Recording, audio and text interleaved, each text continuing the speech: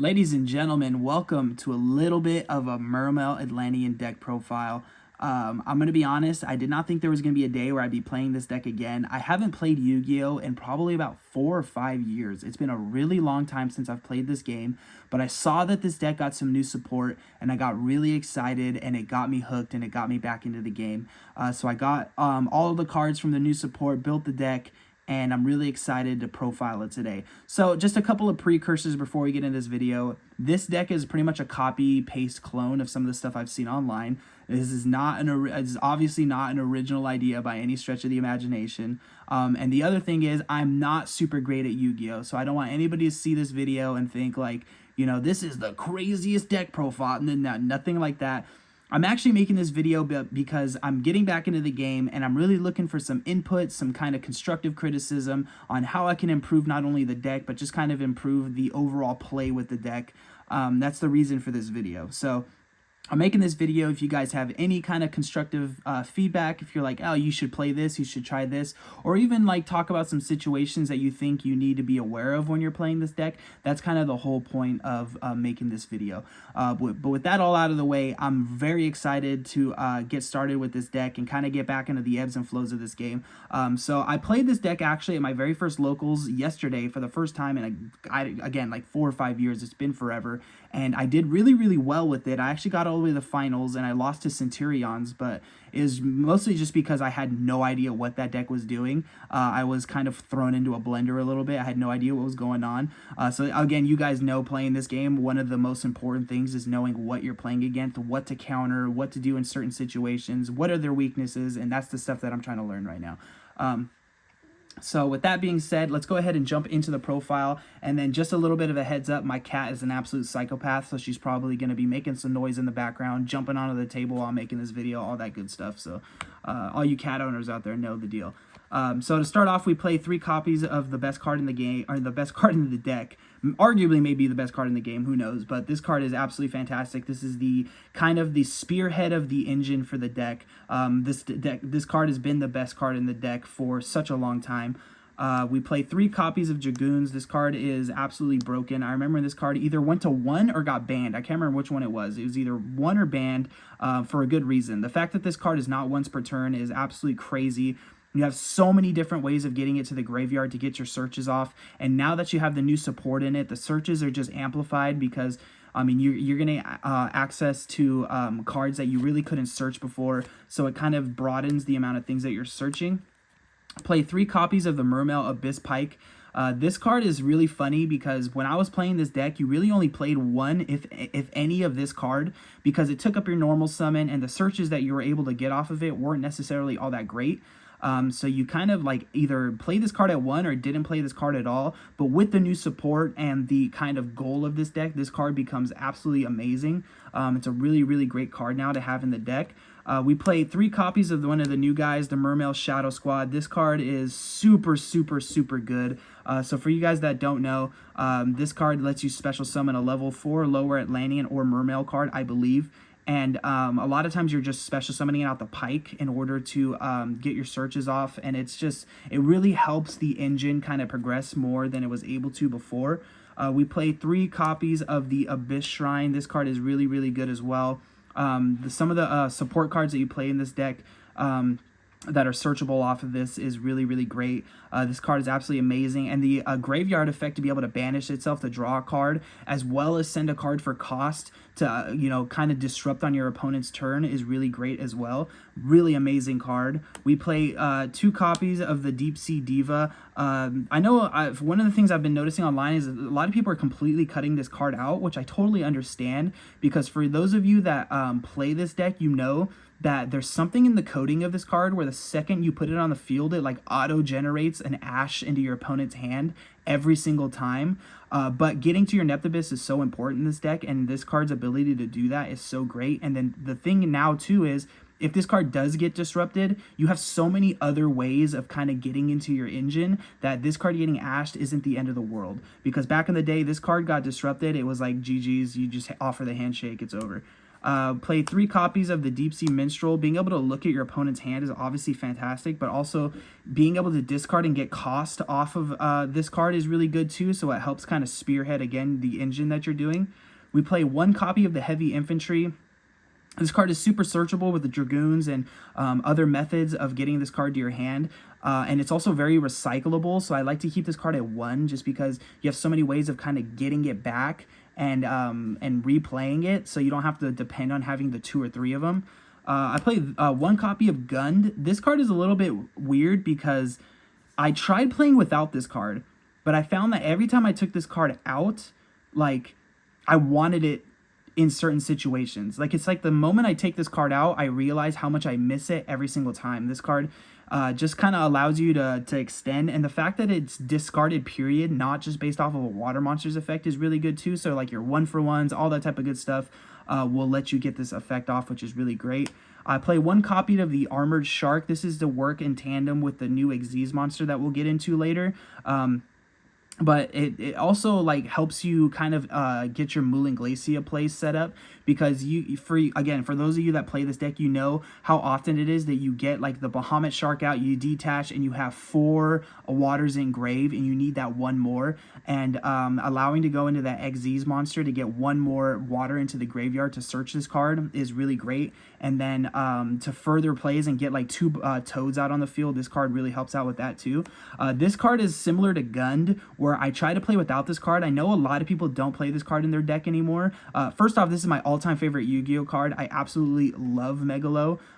So cutting this card was almost impossible for me, but when I did try to cut this card out, I just found myself in situations where I was like, man, I really wish I had Megalo right now. So maybe this card will get cut in the future, but for right now, it's going to stick around. Play 1 copy of Moulin Glacia. Obviously, this card is insane. Ripping 2 cards out of your opponent's hand is so great. And the added benefit of the support, again, is the Shadow Squad effect. Allows you to discard for cost to make your whole field level 7, and then overlaying with this card allows you to kind of play around that skip your battle phase effect when this card leaves the field, which is super fantastic as well. This card is another reason why you play Pike at 3, because not only is Pike so much better now with the new support, but being able to play this card to get a bunch of Pikes out on the field to get your second Toad, or just kind of continue and extend on your plays, is really great too. I play 1 copy of the Agarine, who knows how it's pronounced. This card is great because the Synchro monster that you're able to make off of it, in tandem with the new Link monster, the new Mermail Atlantean Link monster, is really good. And it's also, again, just another kind of discard outlet in order for you to get your plays going. Play 3 copies of Teus. This card has always been super amazing in this deck, but again, like the new support was so massive for this deck, because, you know, before you had some pretty decent searches with this card, but now with the new cards, it just makes it so much better. Like, if you get this card and Dragoons and you're going first, it's just like insane the amount of things that you can do with those 2 cards. Play 3 copies of Ash because it's Ash. You want to have some type of disruption. Play 3 copies of Imperm, same kind of thing. It's hand traps. You want to have some kind of hand traps in there. I would obviously play the newest ones. I think there's I believe they're called the Molcharmies. I'm sure you guys are all aware of them. That was news to me. When I read those cards, I was like, oh my goodness gracious. But they're $1 billion, so obviously we're not going to be playing that until they get reprinted, which is who knows when that happens. I play 1 copy of the Virtue Stream because it's searchable off the Xyz monster. This card is really good. Again, it kind of just adds more disruption to the board. This is the new spell card that came out in the new support. This card is absolutely amazing as well. Not only is it searchable, but it's pretty much just a monster reborn for a Mermail Atlantean. And then the graveyard effect, because you go through so many of these cards in your combos, being able to shuffle those back into the deck, even including your Xyz monster, your extra deck monsters, is really good as well. Play 1 copy of the Call by the Grave, just because you know why Call by the Grave is in there. Play 1 Abyss Scale, the Mizuchi. This card is pretty good. I mean, I'm considering cutting this card, but it's just, in late game especially, if you hold on to this card and you play it correctly, like especially if your opponent is really kind of struggling to in the grind game or whatever, this card can really make or break, because not only like the negating of a spell effect is obviously really great, but even just that attack boost sometimes is super fabulous.